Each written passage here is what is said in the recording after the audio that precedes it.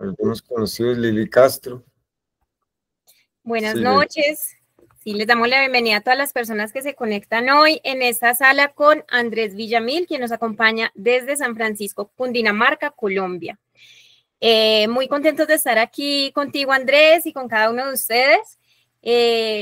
Debemos informar que esta sala virtual se está grabando y luego se subirá a redes sociales la grabación con fines educativos, de sensibilización. Entonces, quien desee no aparecer en la grabación, le sugerimos tener apagada su cámara. Le damos la bienvenida a Andrés. Bienvenido, Andrés. Gracias por estar aquí con nosotros y damos una pequeña presentación sobre él. Él es maestro en Bellas Artes, es diseñador industrial, es gestor ambiental, trabaja en formulación de proyectos para la gestión cultural, tiene un diplomado en uso y manejo sostenible de la guadua y el bambú, es guía profesional de turismo, de aviturismo e interpretación de la naturaleza, es guía regional de avistamiento de aves en el humedal La Cuchilla, el Chuscal, y es socio de la Asociación Bogotana de Ornitología. Qué bueno tenerte aquí, Andrés, bienvenido.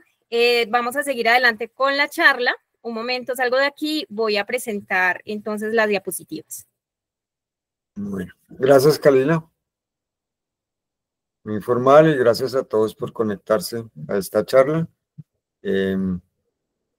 Vamos a contar un poquito nuestra experiencia de la observación y el registro de algunas aves que anidan alrededor de nuestra casa y dentro de nuestra finca, que es un ecosistema productivo, un bosque conservado, el cual produce café, produce frutales y otras cosas que vamos a mostrar aquí en diapositivas.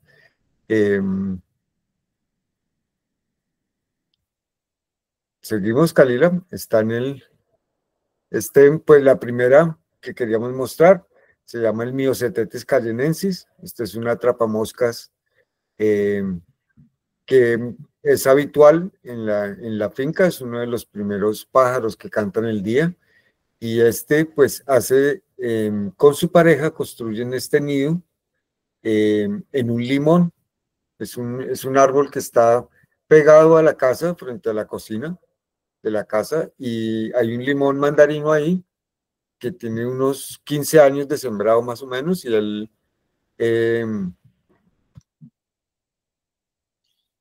sirve de hospedero para que estas aves puedan anidar ahí.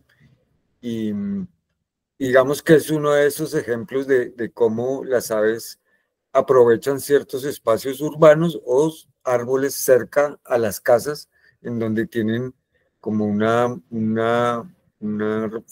fuente de respaldo y donde ellos aseguran que tengan un sitio estable y seguro para su anidación. Al siguiente. Creo que dejaste de presentar. Ya le informé a Kalila que se salió de la reunión y no hay presentación. Ya en un momento se conecta.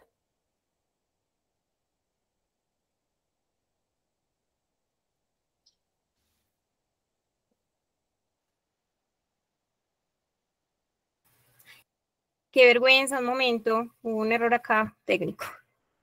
Ya vuelvo a conectar.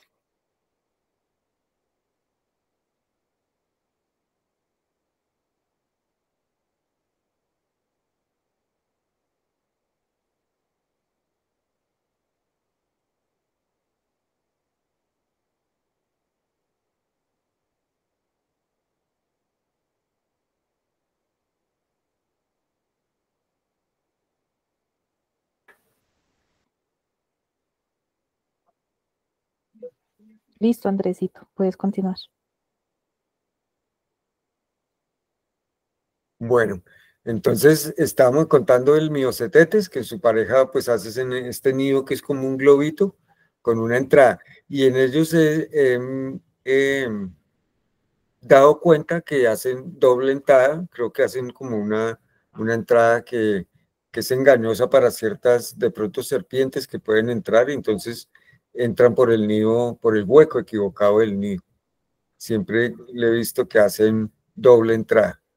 y recogen musgo, recogen, perdón, como ramitas secas y hebras del pasto, porque muchas veces ellos recién guadañado el pasto, o cuando se pasa la máquina, ellos recogen fibras de estas sequitas que quedan a los 2 días más o menos cuando se secan estas fibras.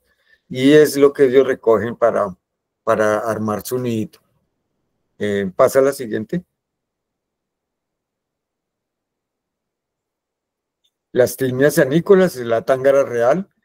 Ella aprovecha mucho también los árboles que están alrededor de la casa y sobre todo el bambú, en este caso un aguado, donde anidó y puso el nidito ahí en la horqueta. Ella también recoge musgos, líquenes y, y, y hongos de las mismas plantas que están aquí y otras que son de bejucos y, y como pedacitos de las fibras más finas de la guava con las que hace el redondito o el contorno exterior del nido. Aquí se ve la tángara y el machito que espera a ella. Este sí son de las aves que macho y hembra están pendientes de construir el nido y de alimentar el ave y estar cuidando todo el tiempo, yendo y viniendo en atención a los huevos cuando lo están empollando y cuando están alimentando las aves. Bueno, un poquito las aves empollan, ellos hacen un nido en más o menos 2, 3 días recogiendo materiales, después ponen el par de huevitos, a los 14, 15 días esos huevitos eclosionan y también se demoran más o menos 15 días en sacar ya volantón, muy ya emplumadito el polluelo o el par de polluelos. Es un proceso más o menos de un mes en que uno está más o menos vigilando y monitoreando de lejos los nidos. Pasa a la siguiente. Estos son nidos de colibrís. El colibrí también es un recolector de musgos y de fibras muy finas y muy suaves. El nido interno del colibrí parece el algodón más suave que uno pueda tocar o haber sentido. Y estos son fibras de semillas, por ejemplo, en el interno de semillas de las bromelias y de las orquídeas, que son como la semilla de la mata esta diente de león, que uno la sopla y vuela, como esas semillas que vuelan, y ellos recogen esas semillitas para hacer la parte interna del nido. Y la parte exterior del nido lo hacen también con musgos, líquenes, con hongos que recogen de los bejucos y de las plantas que están alrededor. También hay que tener en cuenta que nosotros estamos en un ecosistema que es un ecosistema de bosque nublado. Entonces aquí la humedad es muy fuerte, relativa, está entre 90 y 95% de la humedad relativa. Son bosques nublados y bosques de lluvia en que el musgo y los líquenes pues abundan. Es como su hábitat natural para que prosperen este tipo de vegetación que también, digamos, recoge el rocío del agua de la madrugada y siempre son, digamos, plantas que ayudan a capturar agua y a que los pequeños insectos y habitantes del bosque pues tengan algo de humedad y escurra también hacia el suelo. Pasa a la siguiente. Este es el Calibura bufoni, es un residente habitual de la finca Gualinda. Ella anida, el colibrí pues tiene tendencia a que solo la hembra atiende empolla los huevos y se trata de que ella también solo alimenta a sus polluelitos. Uno nunca le ve el macho acompañándola a ella en la tarea como la ve con otras aves. Y aquí los dos polluelitos, ahí llevan ya con más de una semanita, semana y media de haber eclosionado. Y la pajarita, pues la calibura, la hembrita pendiente de su nido. Aquí se ve más claramente cómo hay musgos, hay líquenes, hay pequeñas ramitas y cómo es un nido muy delicado y además muy pequeño. Digamos que si uno cierra el pulgar y el índice y hace un círculo con los dedos, ese es más o menos el tamaño del, del hueco o del espacio interno que tiene el nido. Ella también pues es un ciclo de un mes más o menos en que empollan los huevos en 15 días y en 15 días salen los volatones. Esta también tiene la característica de que siempre Calibura bufoni está anidando en los bambús, sobre todo en los bambús pues pequeñitos, y hay el bambú que es nativo de Colombia y Venezuela, el amarillo, que tiene una línea blanca. Es un bambú ornamental un poquito grueso, también le gusta mucho anidar allí en ese tipo de vegetación o de árboles, digamos.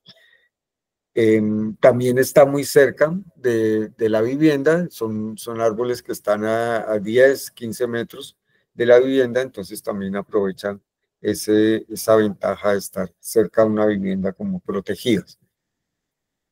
Bueno, pasa a la siguiente.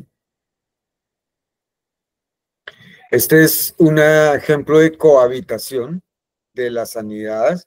Esta es una palma que se secó enfrente de la casa, está a 10 metros enfrente de la casa, y este es el huequito en la foto superior izquierda que está el carpintero avado, Forpus contuicillatus, y él hace su nido orientado hacia el sur. Curiosamente, es una posición estratégica en que el Melanerpes va haciendo el huequito del nido y va haciendo cada vez uno nuevo, cada vez que anida cada anidada hace un huequito nuevo. Cuando el Melanerpes, el carpintero, abandona el nido, pues llega el periquito orejiazul, el Forpus conspicillatus, y habita el nido mientras el carpintero pues están turnándose, digamos, alternando el sitio de anidación.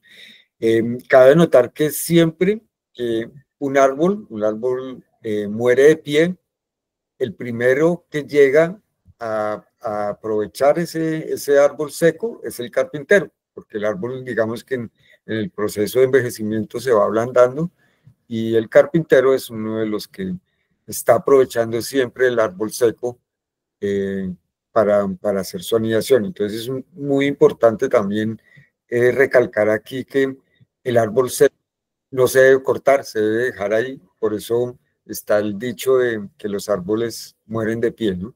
Entonces siempre es por, digamos, ese servicio ecosistémico que sigue prestando el árbol, así él ya no tenga vida, él va a darle hábitat a otras especies, entre estas las aves, y a muchos otros insectos y polinizadores que pueden llegar allí.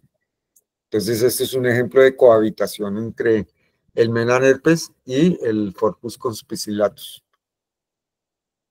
El siguiente. Perdón, Lili levantó la mano.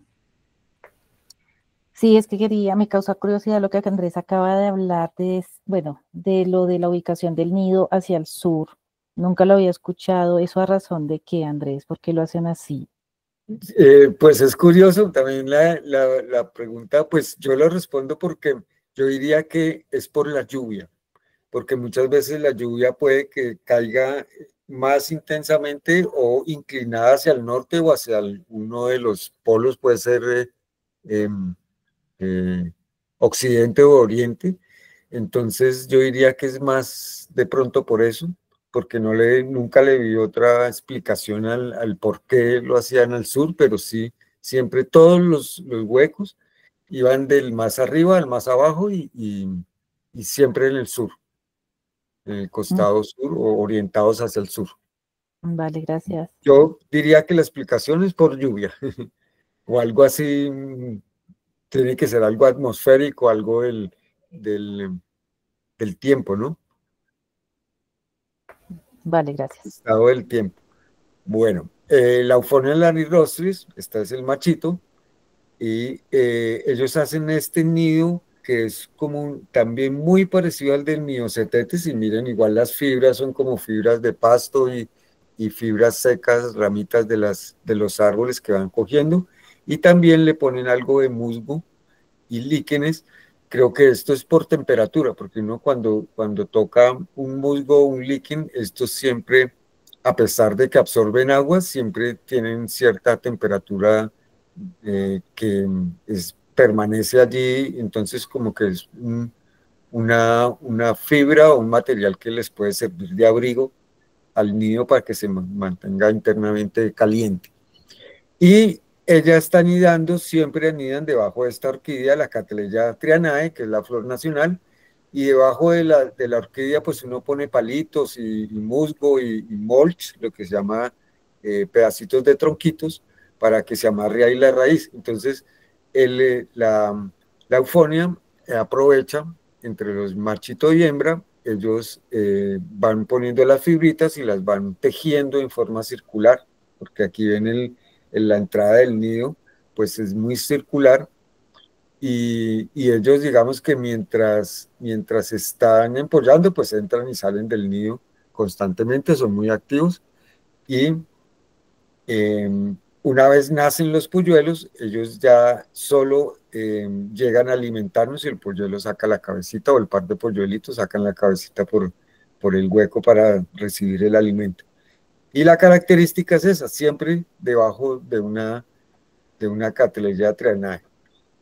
Aquí pues está el link abajo para videos. Al final también les pongo ahí el link para ver los videos de YouTube que están ahí para que los vean, que ya son los videos de cómo el par de avecitas llegan y anidan y alimentan los polluelitos. Bueno, em, tengo que reconocer que para poder tener mejor internet y mejor luz, pues gentilmente Leonor Pardo del Jardín Encantado nos está abriendo su casa para poder hacer esta presentación. Y con Leo, pues siempre hemos los pioneros del turismo en San Francisco, de turismo de naturaleza enfocado en las aves y con enfoque de educación ambiental, que es una de las actividades que nosotros pues hacemos recurrentemente en unión con la comunidad y con las juntas de acción comunal. Siempre estamos trabajando proyectos de educación ambiental y eso lo hacemos de forma comunitaria, a veces también haciendo otras jornadas ambientales y defensa del territorio, que es algo que hacemos con un grupo de educación, de acción ambiental, que nos llamamos Yo Soy Guardián de Vereda, y tenemos mucho trabajo y acciones ambientales en defensa del territorio y de hacer educación ambiental a través del arte también. Bueno, la siguiente, Perdón, Andrés, señora. ¿hay un número promedio de huevos que ponen ellos o has hablado de dos normalmente? Sí, siempre son dos, a veces hay unas aves que ponen tres, pero la mayoría de aves ponen dos huevitos y no siempre salen los dos polluelitos, ¿no? A veces ahí se malogra uno, hay accidentes, lo capturan o se lo traga otro animal, le invade el nido y, y no siempre son exitosas todas las anidadas, pero en la mayoría, yo diría que la mayoría sí son muy exitosas, pero el promedio sí son dos huevitos. Y uno siempre ve dos polluelitos, como aquí en la Turdus ignobilis, es la mirla de pico negro, le dicen también la mirla embarradora. Mira que el nido también es puro musgo. Ese sí que es puro calorcito y abrigo que le da por fuera el musgo. Y por dentro sí son unas ramas un poquito más gruesas y un poquito más rudo. El nido no es tan suave y tan acolchonadito como el del colibrí, sino que este es un poquito más agresivo pues, ¿no? Pero en las ramas que son más gruesitas, uno dice eso, pero el nido, pues uno no lo debe meter el dedo ni tocarlo mucho de estos, pero uno se imagina comparado con los del colibrí, que es un ambiente un poquito más rugoso o más áspero. Y siempre lo hacen en este bordecito encima del aguado, en la foto que está en el centro abajo, está encima del aguado y siempre, recurrentemente, 2 veces al año, pone sus 2 huevitos ahí la mirla turdus ignobilis. Y pues cumple el mismo ciclo de anidación, que es de un mes más o menos hasta que salen los 2 polluelitos. Ahí están abriendo porque cuando llega, sienten a la mamá cerca, ellos están siempre dormiditos. Cuando sienten que la mamá está cerca, se despiertan, abren la boca y empiezan a pedir de esta forma el alimento. Bueno. Seguimos. Esta está hecha también debajo de una guadua, ¿no? Debajo del techo, porque este sí está puro dentro de la vivienda, ¿no? De una parte techada de la vivienda donde aprovecha la mirla para hacer este nido. Aquí en la del centro también, donde se cruzan las guaduas, ahí está un techo que es translúcido, que también lo está protegiendo de la lluvia y la intemperie. Entonces ella sí hace un nido aprovechando algo de lo urbano y de lo creado por el hombre, en este caso los tejados. Bueno, ahora sí la otra, gracias. Bueno, este es un nido muy parecido al del Myocetetes, un poco más cerrado y con unas fibras mucho más gruesitas. Uno le parecía un calceta de plátano y otras más gruesas. Le atravesan unos palos como de estructura, unos palos gruesos, y el resto lo tejen con pasto y fibras de pasto seco, ¿no? Más larguitas y más tejidas dentro de esa. Este es un encuentro que nunca supimos que ave había realizado este nido, pero curioso, y además es curioso también cómo apropian las fibras naturales y cómo tienen la habilidad de tejer un nido, cómo todas las aves son tan sorprendentes que cada vez que anidan, pues hacen un nido. ¿Qué tal que nosotros hiciéramos cada 6 meses una casa para poder reproducirnos? Sería algo así como muy laborioso de parte nuestra tener que cada 6 meses hacer una vivienda para este fin. Bueno, la siguiente. Perdón, Alejandro levantó la mano. Hola Alejandra.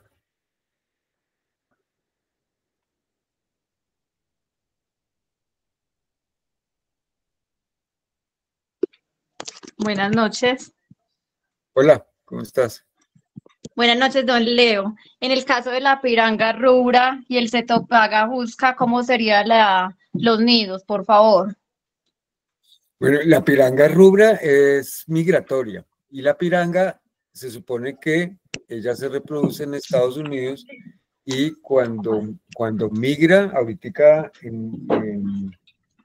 en septiembre, octubre empiezan a migrar todas las aves boreales. Las boreales son las aves del norte, las australes, las del sur, que migran de mayo a septiembre y de septiembre a marzo, más o menos, abril, marzo, que cambian las estaciones, es cuando se da el cambio de estaciones. Y la piranga rubra, pues se reproduce en Estados Unidos y vuela, dicen que son casi 7.000 kilómetros de vuelo.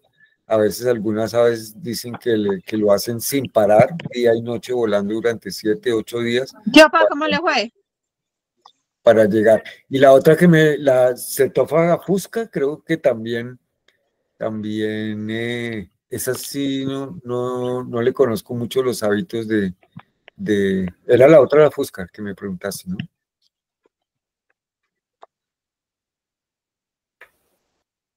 No le conozco mucho los hábitos de reproducción a la fusca, pero la rubra sí uno muchas veces ve la piranga rubra con el volantón o su polluelo, cuando ya migraron aquí, él todavía no ha terminado de, de mudar plumas o tener su plumaje definitivo, y muchas veces se le ve como el color rojito, rosadito, como amarilloso, un poco desteñido, como la mezcla del macho y la hembra, porque la piranga pues tiene eh, dimorfismo, que la hembra es mucho un colorcito más anaranjadito que el rojo tan vibrante que tiene la piranga rubra, ¿no? Bueno, esta es la Panítila carianensis. Esta es una golondrina que anida aprovechando también el zócalo del techo, y en este techo que es corrugado suelen anidar ahí se meten los murciélagos. Entonces uno tapa con periódico enrollado o con otros materiales, tapa el cóncavo o el canalito que queda ahí dentro del muro y la teja, y ahí eh, la golondrina aprovecha y comienza a armar el nido. En la foto de aquí arriba a la derecha es donde ellos empezaron. Este nido tiene ahí unos 10 centímetros de haberlo empezado, y a medida que transcurre el tiempo, el nido se va creciendo hacia abajo. Entonces es un nido en el que entran por la parte de abajo, y ellos van haciendo, yo diría que por dentro van haciendo como apartamentos o pequeños espacios donde van haciendo su nido. Este nido también es una colección de plumas y de semillas que las van tejiendo o entramando ahí muy hábilmente, y también se ve que es un nido muy abrigadito por fuera para que adentro pues tenga una temperatura estable, ¿no? Y lo curioso es que este nido, pues se demoraron 6, 7 años en que tuviera más o menos 70 centímetros, o sea que digamos que cada año puede ser el promedio de crecimiento de este nido, según la observación que hicimos, que va creciendo más o menos en esa proporción. Y aquí el pajarito es un ave muy, muy bonita, negra, con la clásica cola de tijera que tienen las golondrinas, y estos dos punticos ahí como algodoncitos blancos al lado de los ojos y entre el pico y los ojos, que es el característico, y también el reconocimiento por lo que se puede identificar fácilmente, igual que el anillo que tiene en el cuello blanco. Es el contraste de la Panítila canadensis. Y lo curioso es esto, que aprovecha muy bien los espacios urbanos, la pared del techo, para recoger las plumas. Yo diría que parecen, muchas veces cuando yo veía el nido, parecía que fueran las plumas cuando los polluelos van mudando, ellas van recolectando ese plumaje para incorporarlo al nido, y de esa manera como va creciendo. Y igualmente recogerán otras fibras de, de naturales, como de semillas, para que la, la mezcla sea un tanto muy suave, sí, como abrigado y suavecito. Es muy confortable el nido, pareciera muy, muy suave y muy terso, digamos, es la palabra. La siguiente. Ahí, Andrés, una preguntita antes de pasar el slide. Esas fotos que tienes ahí de la manito con la golondrina, esas son tuyas, ¿cierto? Esa es mi mano, sí. ¿Y fue Pasa que se que estrelló o porque se se supone que uno no estrelló puede contra una manipular? ventana. Ah, Entonces ok. yo ahí pues curiosamente el accidente sirvió para darnos cuenta cuál era el ave que estaba en ese nido, porque muchas veces uno encuentra el nido pero nunca ve el ave. Y como las golondrinas tienen hábitos que a veces se dice que las golondrinas nunca paran de volar, entonces uno nunca las ve entrando y saliendo del nido, y, y para eso pues tendría uno que quedarse ahí haciéndole un monitoreo más extensivo a esto. Pero sí, fue un accidente que ella se estrelló contra una ventana de la cocina, y ella en 15 minutos después ya se recuperó y salió volando. Pero fue, digamos que el accidente nos dio un poquito la suerte de saber que era la dueña de este nido. Gracias por la pregunta porque me acordaste de eso, que porque está en mi mano el ave. Es por eso. Y lógico, es otro capítulo de los accidentes contra los vidrios que cuando tenemos ventanales grandes o ventanales que reflejan el paisaje exterior, las aves se engañan y creen que pueden atravesar el vidrio. Entonces ahí es donde suceden los accidentes. Y por eso, digamos que uno de los ventanales debe cubrirlos con líneas, con puntos, con ave, con otras aves que, que digamos, puedan darle la guía al ave para que entienda que no puede atravesar el vidrio. Y Sí, pues es uno de los capítulos que tenemos los pajareros, digamos, o todas las personas tratamos de hacer pedagogía a todo el mundo que tiene ventanales y alguna otra vez se ha estrellado un ave allí, entonces quiere decir que tiene que cubrir sus vidrios con líneas o con otro dibujo o diseño que se destaque y haga que el ave se dé cuenta que no lo puede atravesar. detrás tuyo están los ejemplos que estás diciendo. Ahí están los ventanales y están las figuras de las aves detrás tuyo. Sí, Perfecto ejemplo. Exactamente. Ese es uno de los paquetes que se compran para cubrir las ventanas y protegerlos. Otra es poner una malla, un angeo, cualquier otra cosa a 10, 15 centímetros de la ventana colgada o extendido para que el ave llegue y pues se estrelle amigablemente contra la malla y no sufra ni se golpee, ¿no? Entonces, es como las mallas de niebla que ponen algunos cuando están investigando o atrapando aves. Un tipo de malla así para que el ave sienta o se dé cuenta que no lo puede atravesar.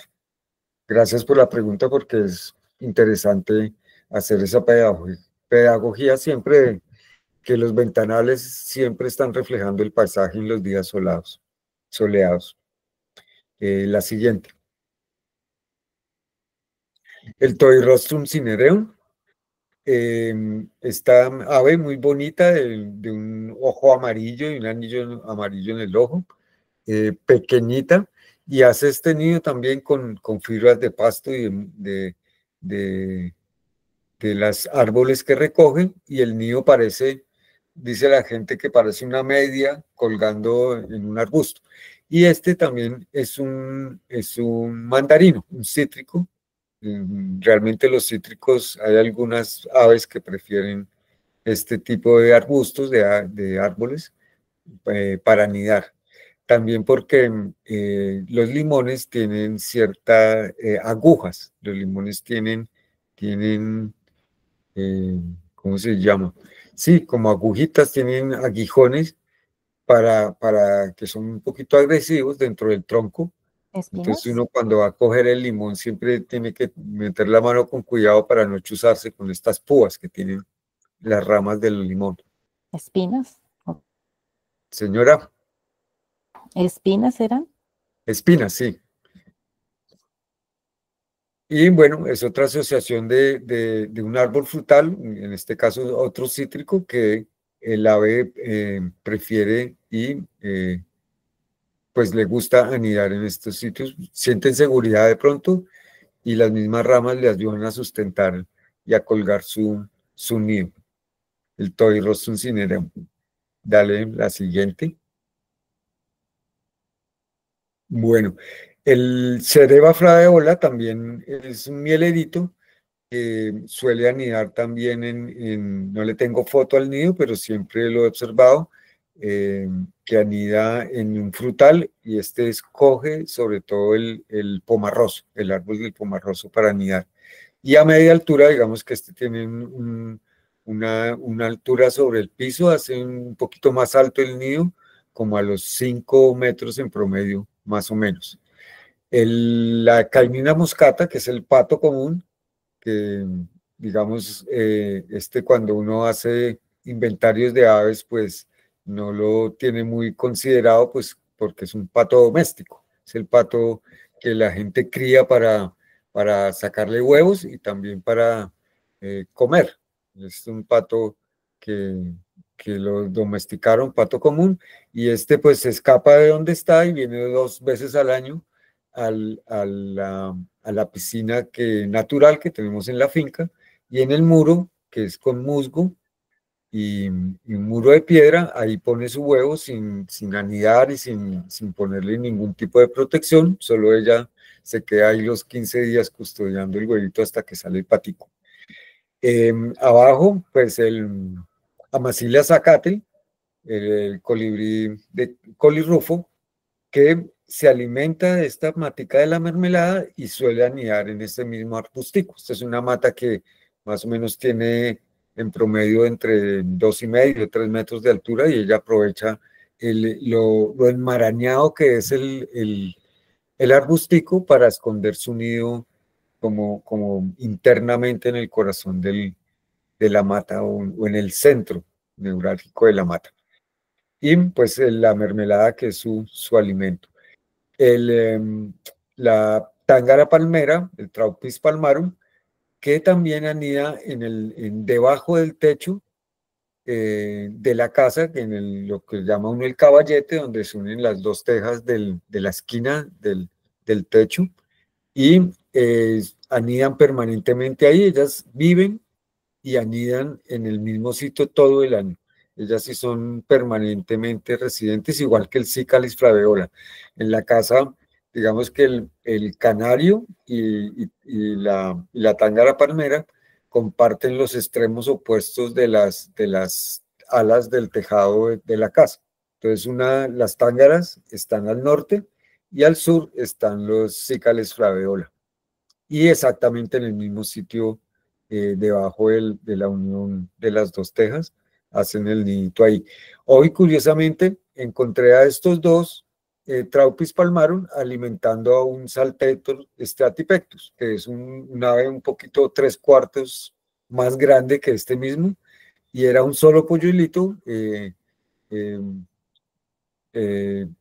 llamándolos fuertemente, haciendo llamado fuerte de que le trajeran alimento.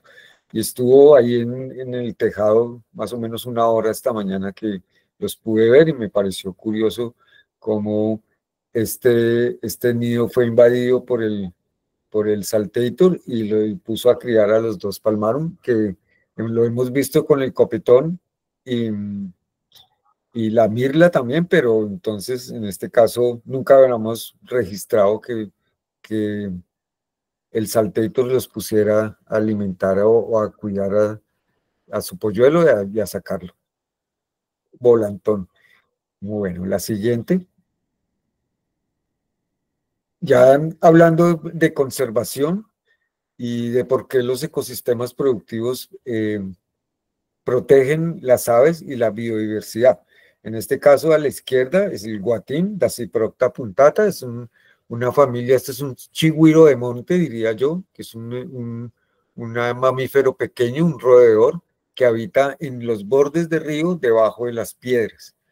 Y es un hábitat que tiene que estar muy bien conservado para que el guatín tenga alimento. Él es un colectador de las semillas y los frutos que caen al suelo. Entonces ellos, la auyama, escarban mucho la yuca, le gusta el maíz, la guatila, las auyamas, todo este tipo de bayas son los que ellas comen, y frutas, son fruteros de todo la fruta que cae al piso. Esta pequeña zarigüeya, que también es una de esas especies de conservación, y también que son limpiadoras y recolectoras del bosque.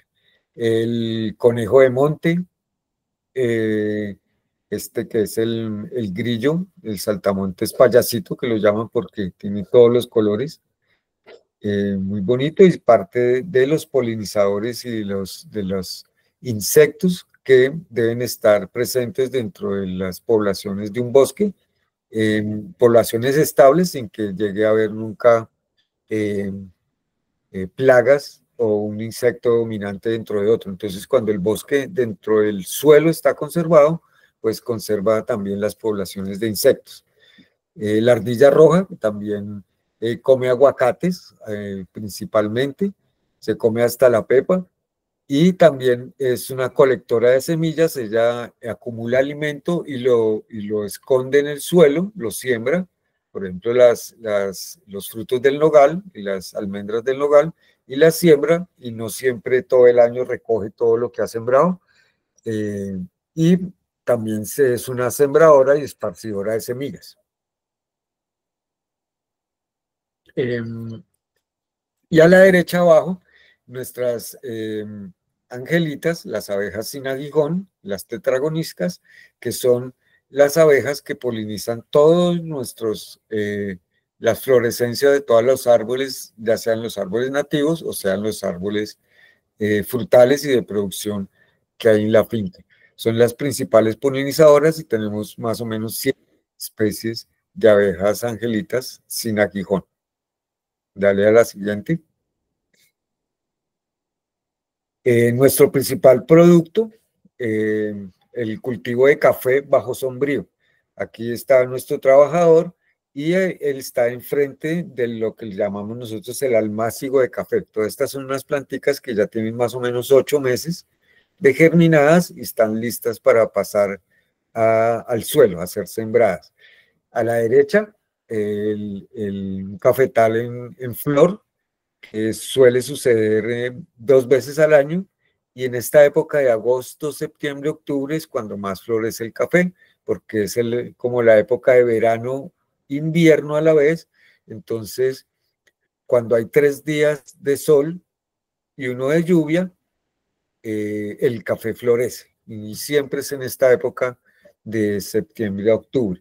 A la izquierda abajo, estas son las coberturas del suelo, los abonos verdes, que es la forma como uno fertiliza el suelo con plantas que mantienen la temperatura del suelo, filtran la humedad de lluvia, la filtra hacia abajo, o sea que evita la erosión, porque la lluvia no corre ni se lleva al suelo, sino que lo retiene, y también fija nitrógeno y mantiene pues esta humedad del suelo y la porosidad que debe tener el suelo para que el carbono respire dentro de sus funciones y dentro de la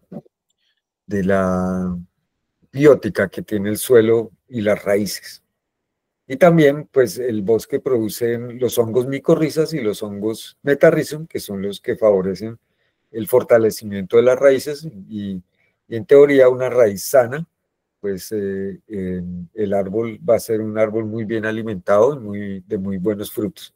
Y a la derecha, cuando germinamos, estos son los Retrophyllum rospiglossi, que es el árbol, el pino colombiano, el pino romero, que es el pino colombiano que nosotros debemos sembrar, diferente al pino abeto o setos o los pinos canadienses que suelen dominar junto con los eucaliptos nuestras montañas, por ser maderables a muy corto tiempo, y árbol que cuando lo cortas, él vuelve y retona. En cambio, el árbol nativo, cuando lo cortas, la mayoría no retona.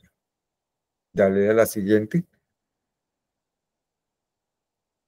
También la producción de plátano, banano, todas las musáceas que se producen, aguacates, naranjas, cítrico, limón, mandarino, ají, que es una parte importante de nuestra producción, y la parte de la huerta con frijoles, rábanos, lechugas y todo lo que producimos allí. Todo esto dentro de un bosque conservado, como se ve, digamos, en el fondo de la izquierda, en la vegetación que está detrás de la mata de plátano, y aquí detrás del cultivo de frijol. Siempre el cultivo está con arberces naturales del suelo y con la sombrío de los árboles nativos. Sigue. A la izquierda, pues el Troglodytes musculus, el aedón, que le cambiaron el nombre a Troglodytes musculus, y está parado en la lavadora, en la esquina de la lavadora de la casa, y él anida en el huequito este negro que está en el muro. Este es un muro de piedra, y él anida en ese huequito del muro, y es uno de los más caseros. el cucarachero, famoso cucarachero común, que es uno de los aves más caseras que se puede, digamos, relacionar con el ser humano, porque sí suele anidar aprovechando los huequitos que dejan por ahí las construcciones. También anida dentro de la guadua, entonces coge la guadua no por el lado como lo cogería un carpintero, sino por el lado seco, donde están los anillos de la guadua en los nudos de la guadua, por el lado frontal, en un huequito de 2, 3 centímetros, por ahí cabe la cabecita del cucarachero y hace su anidación también de 2 huevitos. Y el Nitridomus albicollis, le llaman el guardacaminos o el bujío, porque el canto asemeja la onomatopeya del bujío. Y también es un pajarito que anida en los bordes de balcones, y en este caso él cogió como una parte de la casa que tenía un cemento mezclado de piedra, de parte del muro de piedra, y hace el nido ahí, pues pone el huevo y se posa encima, pero nunca construye nido. Entonces está aprovechando siempre esas partes endurecidas que forma el ser humano para aprovechar sitio seco y sitio techado para hacer su nido, y directamente sobre el suelo, o sea que no transportan ni hacen ningún tipo de estructura. Pasa a la siguiente. Y ya, esta sería nuestra presentación. Aquí vemos una panorámica de lo que es el bosque, desde lo alto.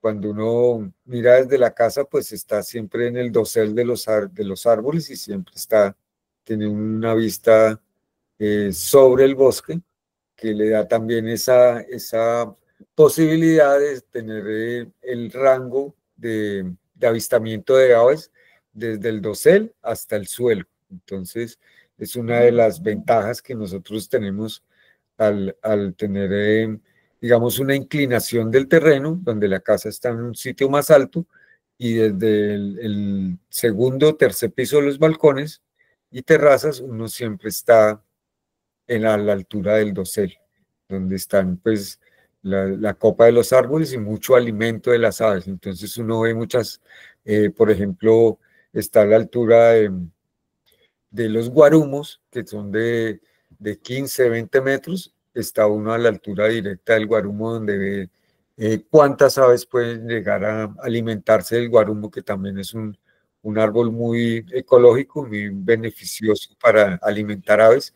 igual que el tocua y todos los árboles que son semilleritos, que siempre están anidando o alimentando aves, y ellas mismas, pues como están comiendo la semilla, cuando se paran en una ramita o se perchan ahí, el ave defeca y siempre está esparciendo semillas y sembrando árboles.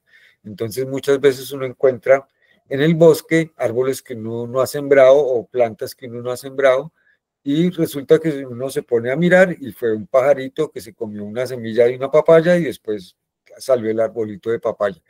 Y digamos que ellas mismas son muy inteligentemente van esparciendo semillas de todo lo que van comiendo y lo van dejando en el bosque. Entonces es un aporte mutuo donde el hombre siembra y a veces transforma un poquito el paisaje, en este caso conservando 60% y teniendo un 40% de producción entre cafés, cítricos, aguacates y todo lo que hemos nombrado.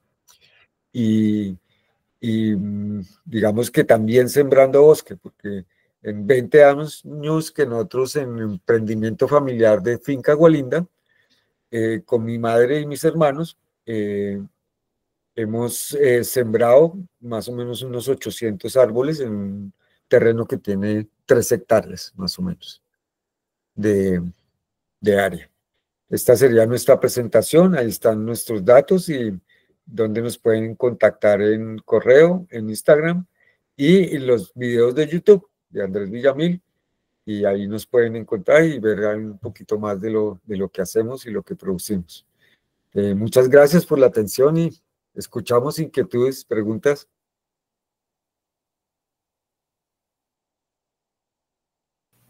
Muchas gracias, Andrés. Qué maravillosa ponencia. Qué imágenes tan espectaculares. Una preguntita, ¿estos nidos que muestras en las fotografías, todos están en tu finca?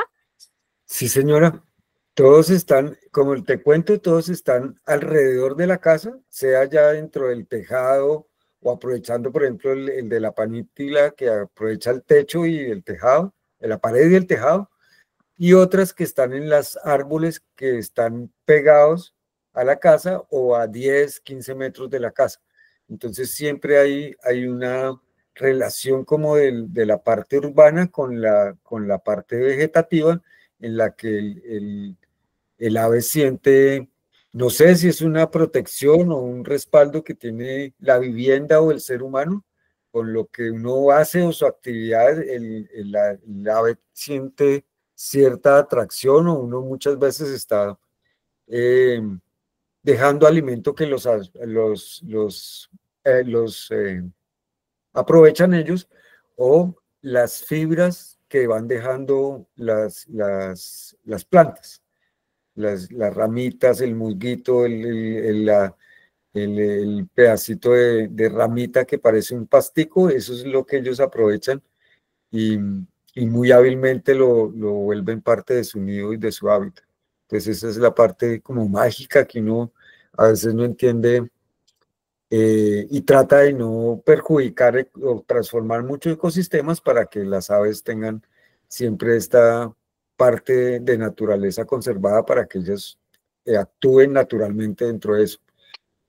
Curiosamente con Kalila nos conocemos hace como 3 años, cuando conocí tu proyecto y te contacté. Yo siempre he querido poner algunos nidos, sobre todo por el carpintero, porque yo veo que todas las aves tienen un recurso muy fácil o encuentran muy fácil en otros tipos de vegetación la forma de anidar, pero en cambio el carpintero tiene que esperar a que un árbol se muera, una palma se muera o algo, para que el carpintero pueda llegar y hacer su nido excavado ahí, talladito dentro del árbol seco. Entonces, siempre me ha interesado imitar un poquito nidos para que puedan llegar ahí carpinteros y periquitos, porque ya sabemos que comparten el hábitat o el que hace uno lo aprovecha el otro. Sí, cuando te refieres a instalar nidos es cajas nido. Sí, una caja nido y tendría que ser como con guado o algo así, es lo que me he pensado. Maravilloso porque tienes Y el también material siempre allá. he querido que Kalila venga Allá y estaremos. hagamos un tallercito de hacer nidos con una escuelita aquí veredal del pueblo. Claro que sí, allá Entonces, estaremos. está Ven, próximo a suceder, creo. qué rico. Tenemos preguntas. En el nombre dice Leonor, pero se llama Andrés. Sí, es que estoy en la casa de Leo. Vale. Bueno, Andrés, tenemos preguntas. Sigue Marta. Hola, buenas noches. Bueno, me encantó todo aprender sobre las aves, sobre los nidos.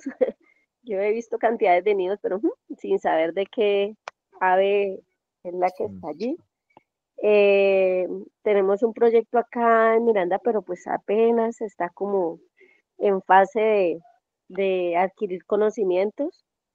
Pero sí me gustaría mucho lo que hablaste sobre lo de la vegetación. Siempre he querido ayudar en varios, más que todo en una parte que tenemos nosotros como el cerro, de reforestar debido a, a un gran daño que hubo más o menos por ahí hace como unos 30 años. Hubo un gran daño. Hicieron una reforestación con pino y eucalipto y dañaron la fauna nativa. Y ahora pues con ayuda de algunas personas que tienen sus fincas hemos ayudado a recuperar cierta parte. Y necesitamos es ayuda para volver a recuperar nuestra fauna, nuestra flora, todo lo que se perdió con esta desforestación que hubo masiva en nuestro cerro. Entonces sí me gustaría saber cómo puedo obtener ayuda o cómo nos pueden ayudar o quién nos puede ayudar para poder terminar esa reforestación en este cerro que es tan importante, donde hay muchos eh, ojos de agua. Hay muchos ojos de agua y se secaron y queremos recuperarlos otra vez. Hay muy poquitos, pero pues están secos, también se están secando, necesitamos recuperarlos. Y pues con eso, con la llegada de toda la flora que se perdió, toda la vegetación que se perdió, pues volverían así las aves, ¿no? Porque pues en Miranda, hasta donde hemos contado como unas 100 aves, como unas 150 aves, pero no hemos sido así, no hemos sido como tan juiciosos en este campo por cuestiones de logística, pero yo creo que tenemos alrededor de unas 300 y si tenemos más vegetación, pues podríamos llegar a unas 400 o 500 aves, pero como les digo, nuestro cerro ha sido desforestado y necesitamos recuperarlo. Entonces mi Sí, pregunta es, ¿cómo hacemos? ¿Quién nos ayuda? ¿Quién nos puede ayudar para poder volver a reforestar esta parte tan importante de nuestro municipio? ya te digo, mira, eso sería una restauración ecológica, ¿no? Sí, Y me estás hablando de Miranda Cauca, ¿no? sí, Y sí, el potencial que tiene el valle y Nariño, que tiene Cauca y Naves, es altísimo. Diría que tal vez el valle es una de las, por el Colombian Bird Fair, eres donde uno sabe que tienen casi 500 especies de aves entre el valle y el Cauca que se pueden observar allí. Realmente nosotros como seres humanos siempre estamos transformando el paisaje, siempre queremos tener el jardín más bonito, tener la flor de la vecina, la flor que le vimos a donde fuimos a no sé qué ciudad, entonces vimos una matica bonita y la queremos llevar o queremos un arbolito o vamos a un vivero y compramos la planta que no debemos comprar y siempre estamos transformando el paisaje. Entonces, sí, el inicio para restaurar un bosque, pues es primero eh, tener el sitio limpio para que poder plantar nuevas especies. Pero siempre, eh, si uno mira, hay un bosque cercano del cual tú puedes tomar alguna referencia que esté más o menos conservado o intacto, porque digamos que en Colombia se dice que ya no hay bosques primarios, todos son bosques secundarios o bosques que se han sido restaurando o se han dejado de talar o de aprovechar en sistemas silvopastoriles o cosas así, porque uno de los grandes deforestadores es la ganadería y la agricultura para tener suelos aptos para sembrar y para cultivar. Pero también es donde uno debe establecer estos balances de dejar el bosque intacto o restaurarlo para poder producir y que beneficie las aves, beneficie toda la biodiversidad y la avifauna que puede estar presente en un ecosistema de esos. ¿A qué altura están más o menos en Miranda, sobre el nivel del mar? entre 1000 y 1300 metros. Sí, es tierra más o menos calentica, no tan caliente, pero sí puede ser también un ecosistema de bosques nublados. Fíjate que todos nuestros ecosistemas son montañosos e inclinados y cada 200 o 300 metros puede cambiar un ecosistema en la vegetación, en las aves, en los mamíferos que hay, pero también hay corredores que van siempre a lo largo de los sistemas hídricos. Entonces, esos son los corredores o los ecosistemas más importantes para conservar y para restaurar todos los que están asociados al agua, porque ahí es donde la biodiversidad se mueve, porque el agua, pues, el agua es al bosque como el bosque es al agua, ¿no? Y como digamos los páramos son nuestros productores de agua, entonces uno siempre está entre montañas, entre nubes, entre ecosistemas que producen agua y nosotros, pues digamos en Colombia, pues en ese sentido somos muy beneficiados, tenemos una gran fortaleza de tener ecosistemas y mucha biodiversidad, pero también porque tenemos abundancia de agua, que a veces no somos tan conscientes en protegerla, en cuidarla y en aprender el manejo del agua, porque siempre estamos pensando que el agua se lleva todo, que el agua la podemos hacer vertimientos y contaminar y botarle la basura porque todo se lo lleva al río. Entonces tenemos una concepción como muy ligera de un manejo de ecosistemas y sobre todo eso, que siempre estamos queriendo cambiar el paisaje. Ese es más o menos. Siempre tienes la autoridad ambiental, nosotros lo llamamos las CARS, entonces la autoridad ambiental es una de las instituciones primarias en las que puedes acudir para que ellos te ayuden con un plan de reforestación, de pronto de declaración de áreas de conservación, de áreas de reserva, de áreas protegidas, porque digamos que es uno de los capítulos que nosotros no hemos podido establecer muy bien. Entre todas las normativas y leyes que tenemos, hay una ley de los 30 metros a borde de río que muchas veces no se cumple. Y esa ley a veces se quedó un poquito corta porque debería ser de 100 o 200 metros a cada lado del cauce de los ríos para crear estos corredores de conservación para la biodiversidad. Y no quiere decir que en este corredor de 200 metros uno no pueda producir, puede producir amigablemente compartiendo, digamos, un equilibrio de un porcentaje de conservación, 50, 60% y 40% de producción. Sería más o menos eso. Y siempre vas a la alcaldía, a la oficina de producción, de la oficina de Secretaría de Medio Ambiente, que entre todos ellos te pueden ayudar con material de reforestación y también con ayuda de saber qué especies puedes reproducir allí. Y si miras, puede haber un bosque conservadito muy cerca donde tú puedes reproducir, coger semillas, mirar qué especies son las que hay ahí para poder establecer un vivero de reproducción.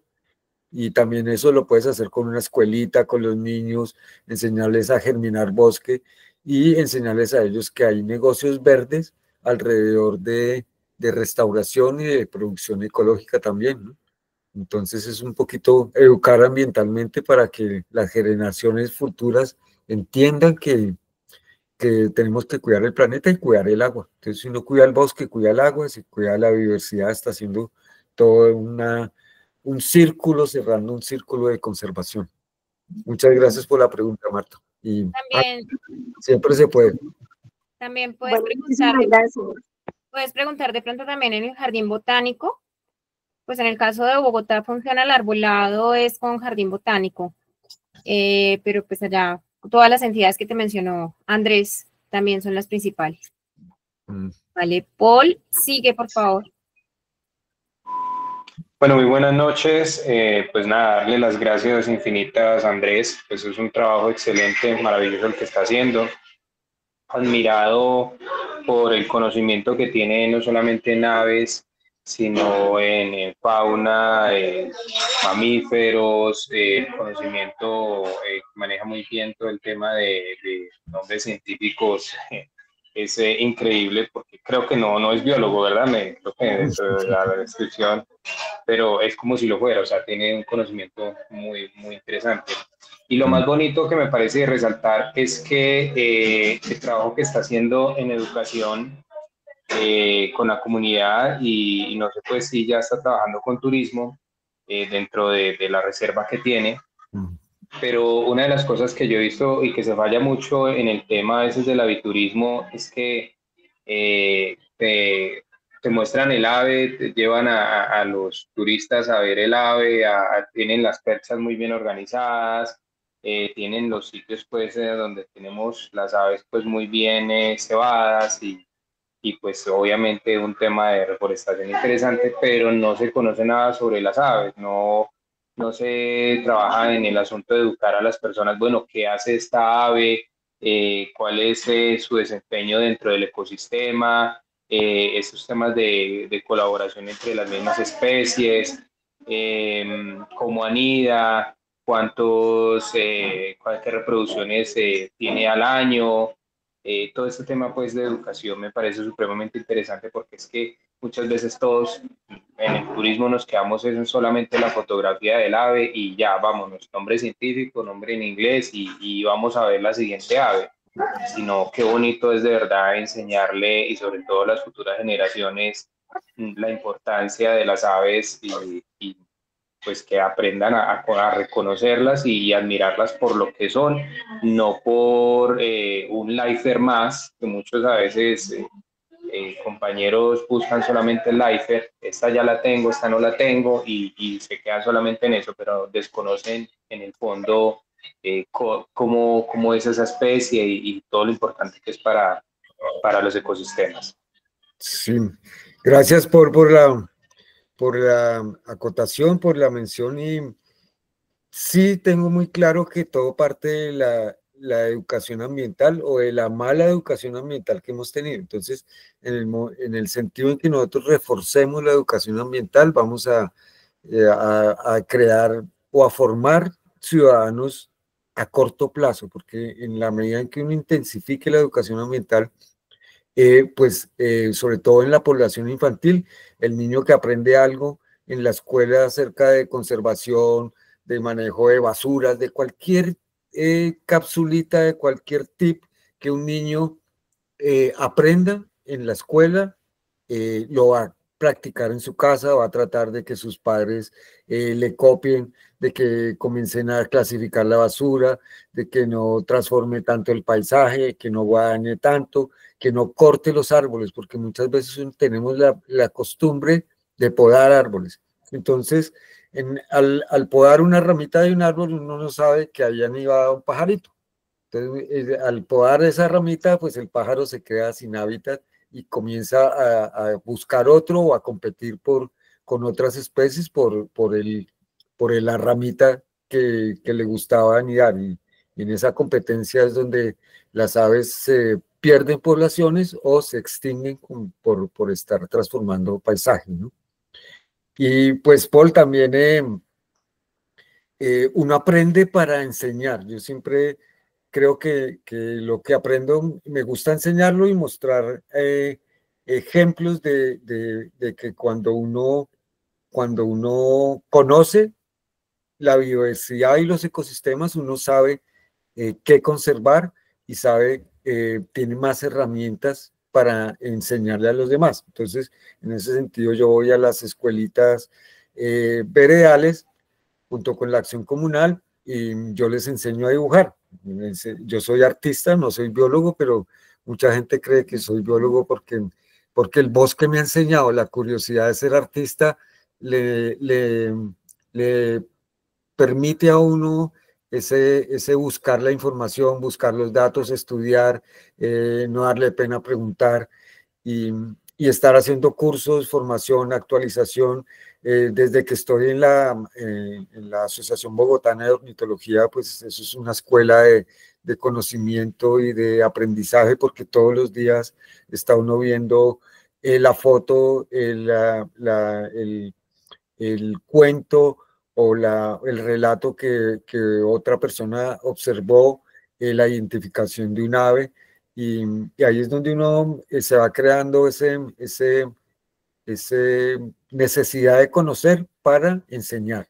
Entonces es como ese círculo de la ciencia ciudadana, esos proyectos que hoy en día nos ha permitido a la gente que no somos de ciencia aprender.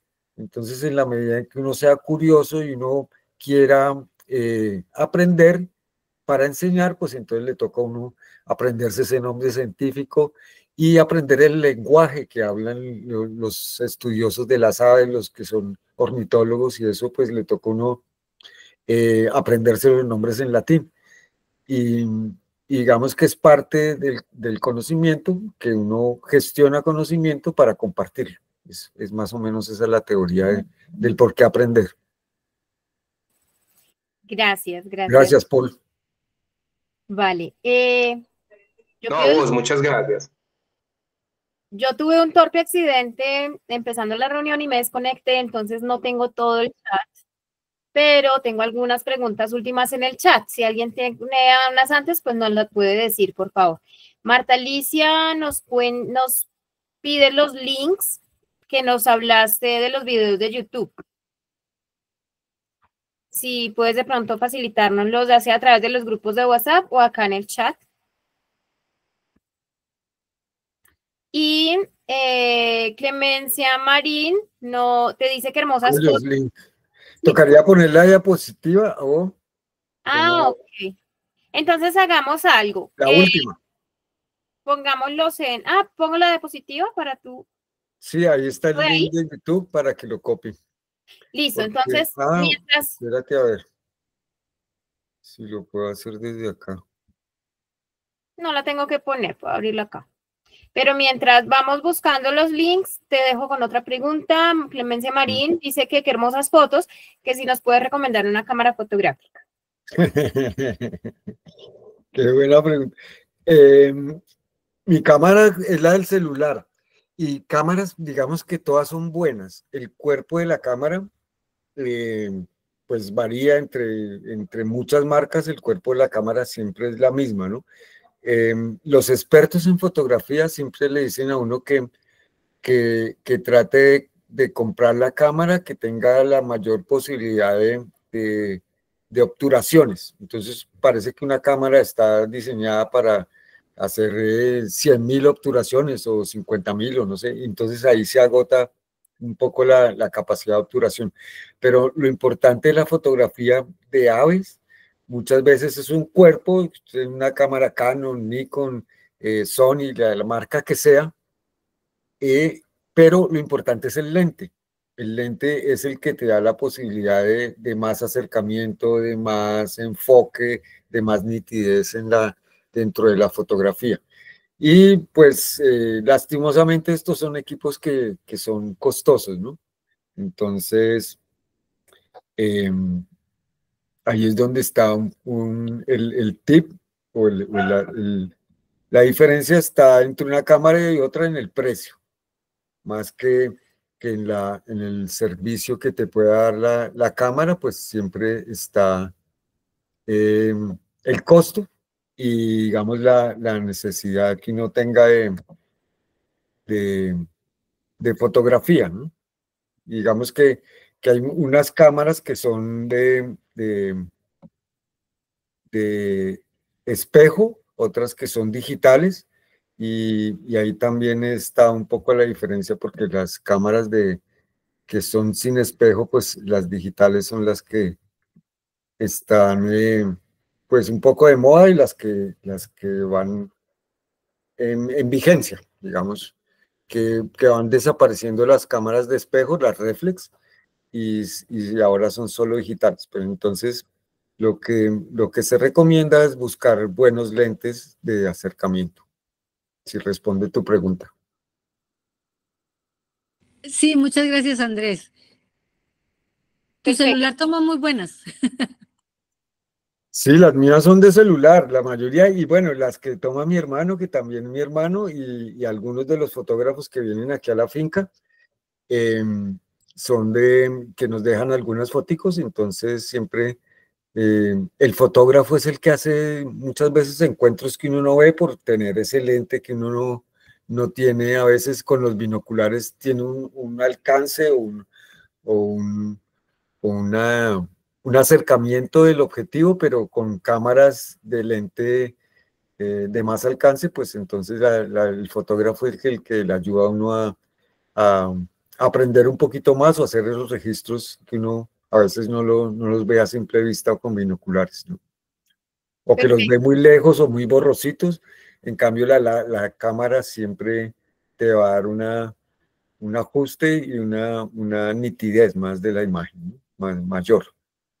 Bueno, yo copié el link de la última página de las diapositivas que me dijiste y lo puse en sí. el chat.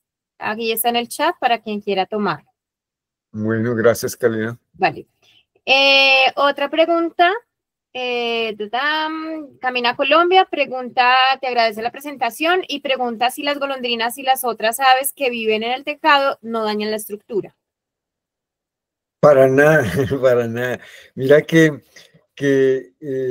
las aves son tan delicadas que ellas no pueden hacer daño, no tienen cómo hacer daño. Además, lo que están haciendo es aprovechar algún alerito, alguna cosa que quedó de la construcción en las que ellas pueden fijar su nido o simplemente transportar material para construirlo debajo de un sitio que está techado, que está abrigado. Entonces buscan como esas dos beneficios que le puede dar una construcción o el techo. Y no, ellas nunca, una vez no tienen la capacidad destructiva que tiene el hombre, creería yo. Entonces no, nunca te va a afectar nada, ni se va a caer la pared, ni la piedra es mucho más dura que una fibrita que pone, porque es una ramita. Entonces muchas veces esa ramita se descompone y por eso la avecita tiene que hacer cada 6 meses que viene a anidar, pues comenzar a recomponer ese nido o hacer uno nuevo. Entonces, por eso son unos grandes arquitectos y grandes buscadores de materiales. Es una de las partes curiosas y bonitas de un poquito estudiar este comportamiento de anidación de las aves. Bueno, perfecto. Roger Flores nos saluda desde Honduras y él nos cuenta que hoy se promueve más el turismo regenerativo, que va más allá del turismo sostenible, y que busca restaurar los espacios que se visitan, ¿sí? Y nos pregunta, te pregunta, Andrés, si tus prácticas han logrado influir en las fincas colindantes y cómo ven los vecinos el trabajo con la conservación de las aves que realizas. Bonita pregunta, gracias, Roger. Sí, nosotros tendemos, como te digo, a transformar, siempre estar buscando la matica bonita, la que más impacta, o uno nunca sabe porque, bueno, le gustó una planta y la quiere llevar. Y en ese sentido, pues sí hay que, digamos, cada vez que uno quiera sembrar algo, pues consultar con alguien que tenga algo de conocimiento y lo pueda orientar a uno en qué especies nativas son las propias que uno puede sembrar, porque tenemos muchas especies en flora, somos abundantes en flora, y por ejemplo, en la foto que tiene Clemencia de su chat, digamos, están las heliconias, las zingiberáceas, que son las familias de los jengibres, las que llaman aves del paraíso, los platanillos. Son 300 especies que se dice que cada especie de platanillo está asociada con una especie de colibrí, por eso hay 300 especies de colibrí y hay 300 especies de heliconias. Entonces, las heliconias tienen unas inflorescencias, unas brácteas que son rojas, amarillas, anaranjadas, muy vistosas, de formas muy acanaladas, que parecen canoitas, y lo que hacen esas flores, esas brácteas, es recoger el néctar, el agua de lluvia, las gotas de lluvias que caen en ese, casi que uno como junta las dos manos y hace una canoita, así es la bráctea de esa flor. Entonces, la misma flor, la planta le imprime entre el 1 y 15% de néctar a esa agüita que recogió de la lluvia, y ahí es donde llega el colibrí a libar. Entonces, esta forma de las brácteas hace que el colibrí que le corresponde, pues tenga el pico más largo, más cortico, más curvo, más ancho, su cuerpo más grande, más pequeño, según la adaptación que tenga con las plantas. Entonces, fíjate que siempre hay una simbiosis entre la naturaleza y la especie que se aprovecha de la naturaleza, sea para alimentarse, para anidar, para pasar ahí la lluvia, el sol, la sombra, lo que sea, siempre es una plantica. Y muchas veces los hábitats del hombre, pues, semejan eso, en el techo, en el abrigo, entonces muchas aves también tienden a aprovechar los espacios urbanos. Y en lo que preguntas de las fincas, sí tenemos, digamos, un movimiento ya casi regional de mingas. Nosotros comenzamos a hacer trabajos y reunir fincas que tenían un trabajo agroecológico. Nos comenzamos a reunir los fines de semana, los viernes y sábados, y hacíamos un poquito de teoría, cada uno se encargaba de un tema y enseñar a los otros acerca de ese tema, o traer un experto, ya sea de la federación o cualquier, porque la Federación de Cafeteros inicialmente nos ayudó mucho, el CEAMA, la CAR, hay muchas instituciones que siempre tienen cursos y tienen programas que ayudan al agricultor a establecer buenas prácticas agrícolas. Entonces, en ese sentido, siempre creamos las mingas en las que hoy en día se reúnen casi 60, 80 fincas en hacer unos nodos de siembras, de compartir semilla, de compartir conocimiento de agricultura ecológica, de permacultura, de trabajar amigablemente la tierra, de producir abonos orgánicos, de los métodos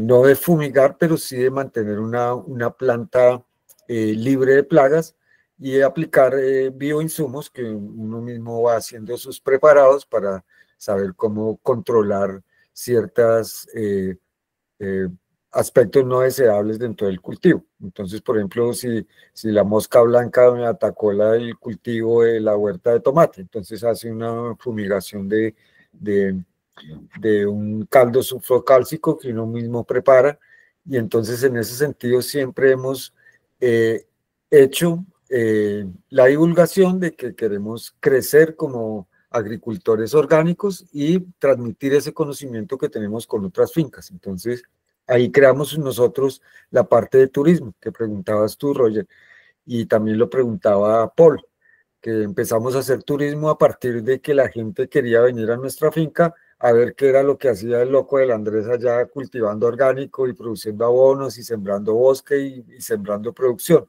Entonces ahí empezaron a visitarnos y a establecer también una contraprestación económica haciendo recorridos agroecológicos. Yo hago un recorrido de cómo se cultiva el café bajo sombrío, los frutales. También hago recorridos de iniciación a la observación de aves, de aviturismo, de observación, y recorridos ecológicos de interpretación de la naturaleza. Y ahí fue donde la CAR hizo un programa de áreas protegidas en los DMI que tenemos nosotros. Uno es el Tablazo y otro es el Humedal del Chuscal.